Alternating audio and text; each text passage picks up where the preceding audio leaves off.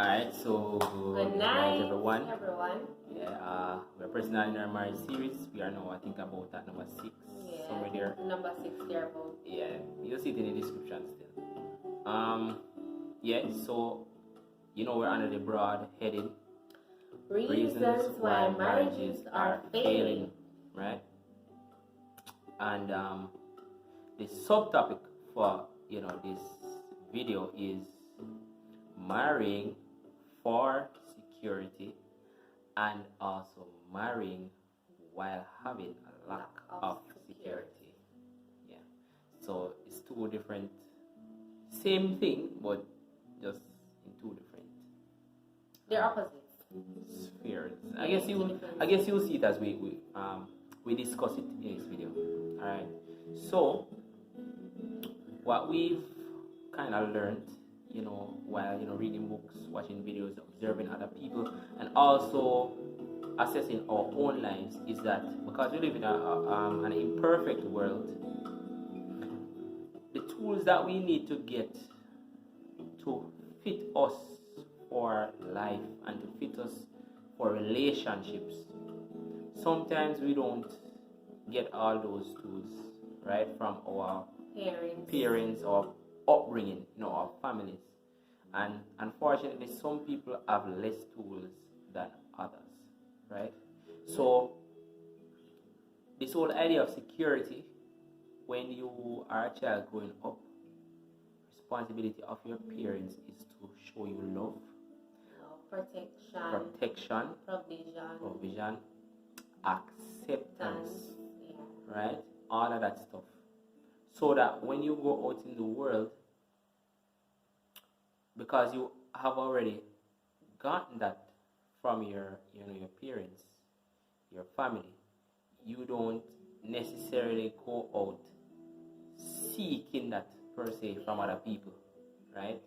You are probably more seeking how you can give that to other people, right? And a perfect world is where everybody is seeking to give to somebody else. Not saying that it is a sin to want, security from people, but when it reaches to a level where that need is so great that you will do the wrong things to get it, that's where the problem lies. Yeah, we're basically talking about self-security, security in self.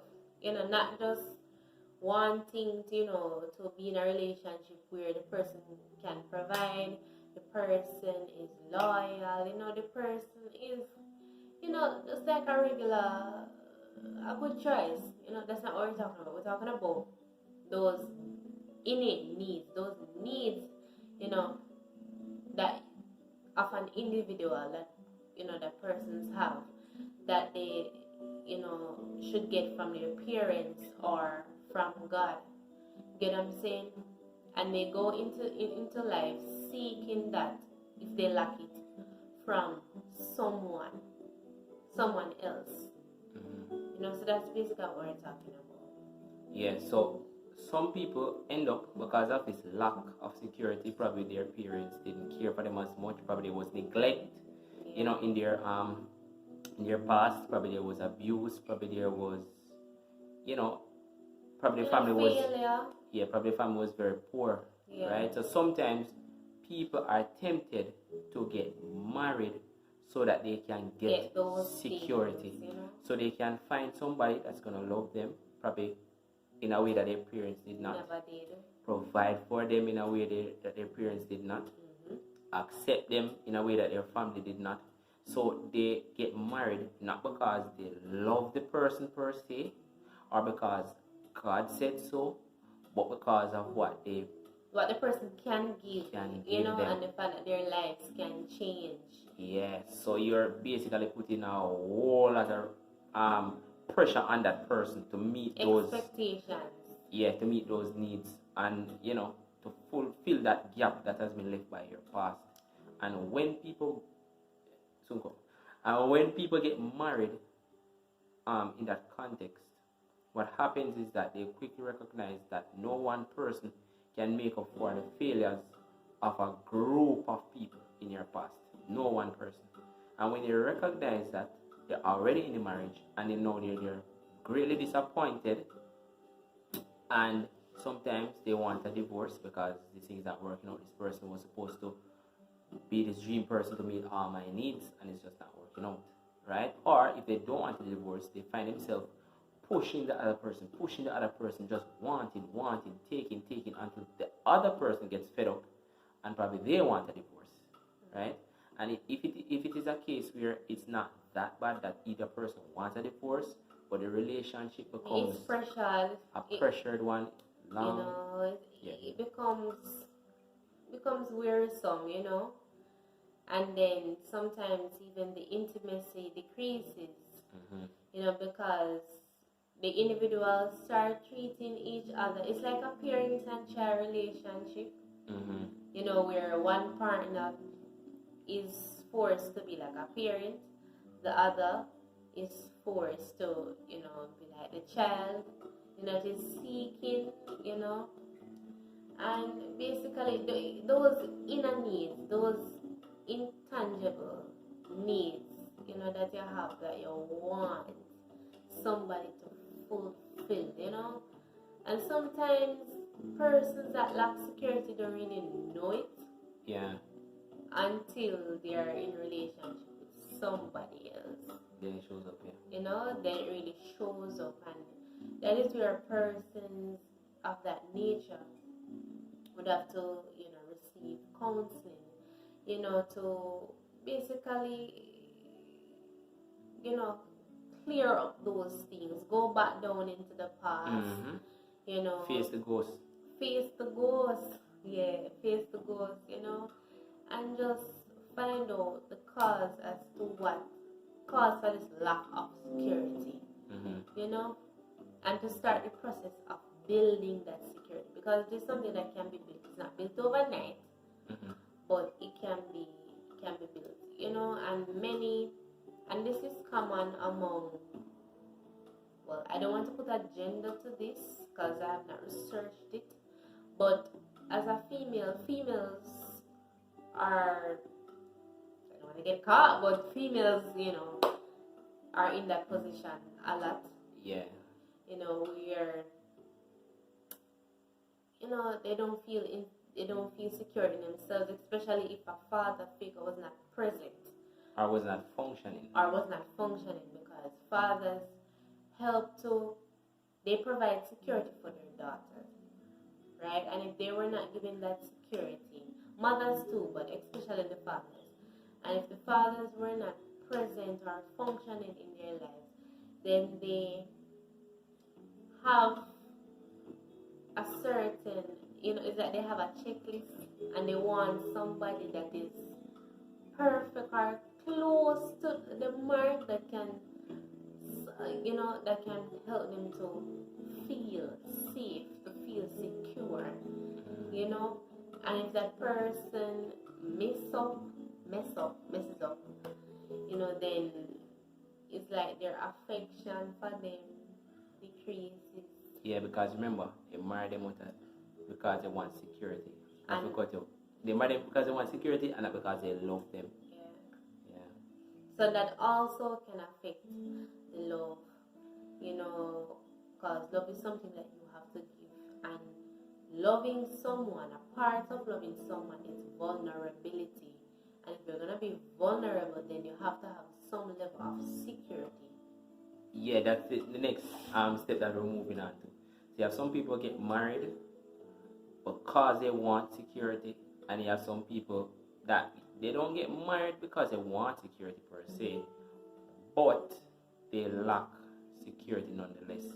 Those are the not so bad cases, because for somebody to get married in search of security, not love, and not to do what God says, but in search of security, that's a bad case. They want to secure themselves, or to secure a better future. Yeah, right. At expense. Feelings. Yeah, at the expense of the other partner, right? And even their own feelings, because sometimes persons, they may be interested in a particular person, but they push them aside because they are not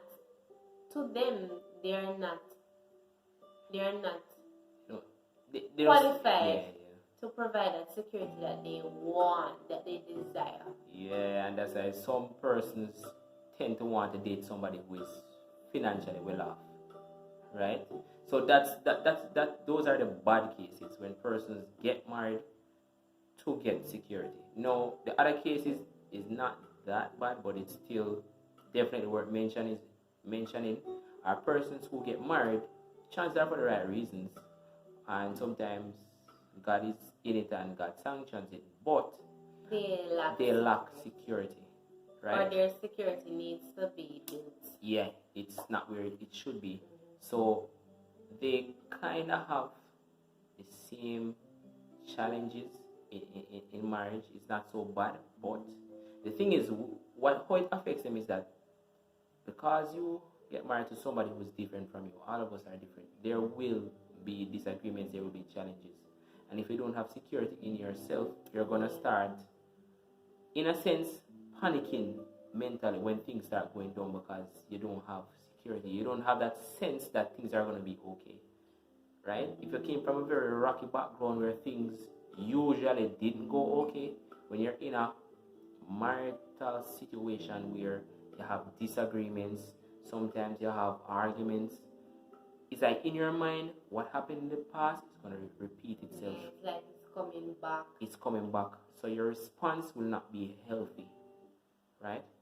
So in order for somebody to have a healthy response to the natural disagreements that happen in marriage, they must have security. And if they do not get it from their parents, they have to get it from God before they enter marriage. And that is why the Bible says that when your father and your mother forsakes you, he will take you up.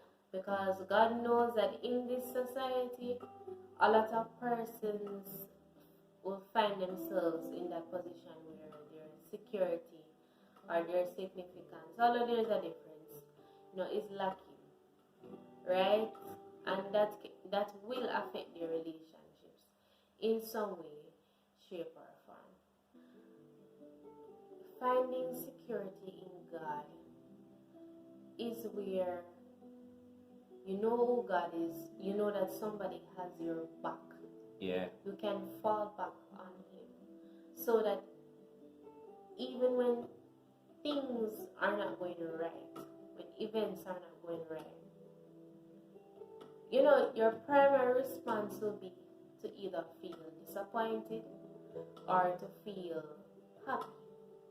But when things do not go right, you won't feel bitter because you have that security within yourself.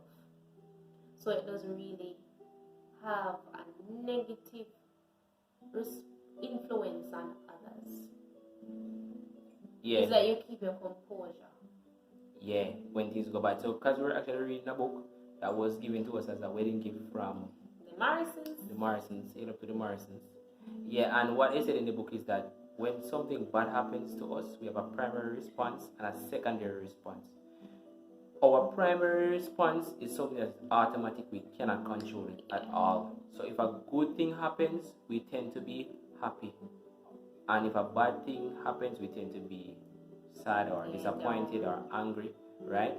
But then the secondary response is how we assess the event. How we evaluate the event. How we evaluate the event. So if we think the event is attached to our needs, then if it's a bad event, we will not just become disappointed, we will become bitter. And the Bible speaks against bitterness.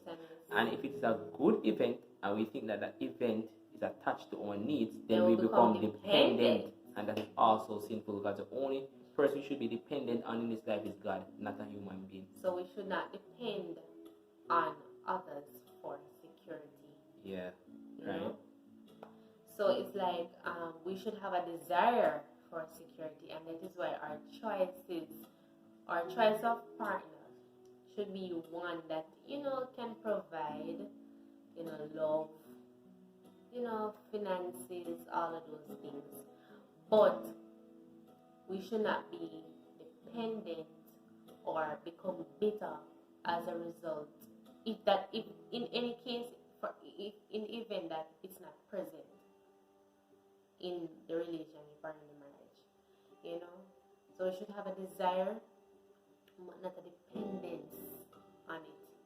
Yeah, and to add as well, when it comes down to significance, this one more touches the men, because we get significance also from our parents and God. But significance is feeling that you are worth something, right? And that usually happens when you are loved. You see, a lot of reason why some men can never admit that they are wrong is because they feel like me admitting that I am wrong is gonna affect my significance, right? No man really wants to have no man wants to look stupid or wants to feel as if somebody else thinks he's stupid, or doesn't, or he's incompetent, or whatever the case may be. But when a man especially, lacks significance, it's like they become very, very defensive. They become hard to deal with, hard to reason with. They become unsympathetic, all of those things. So, right, because they are trying to protect the little significance that they have. Or the lack. Yeah, you know. So, like, for example, if their wives say, why can't you just do this thing that I asked you to do, or why can't you do this thing better? If she critiques him any at all, instead of trying to look into it and see what he can apply, he's going to get defensive, and he's going to deny, he's going to justify, he's going to do everything to protect himself. Why? Because he lacks significance. He feels as if he has to prove himself to people, and he has to prove himself to his wife. And if he's not doing that, then, his worth as a human being is going down. And as we said, both security and significance, we get that from our parents. And when we leave from one of our parents, care, or when we're at the age of accountability, let me put it that way. Like, we get that from God. We don't get that from our partners. We're actually supposed to be giving back to our partners when we get married. So these are the things that unmarried people really need to be looking into. Am I a secure human being? Am I secure in the fact that I believe that my needs are met in Christ, right? Do I believe that I am significant, that I am worth something, right? Some people probably thinking to themselves that if I die, no one will care. Like, I'm just a nobody. No, you are worth something because Christ died for you. And when women and men, they develop this sense of security and significance, when they get into marriage, they'll be better, way better equipped to face the challenges that come. So when she says something in an argument that hurts you, it doesn't double hurt you because you lack significance.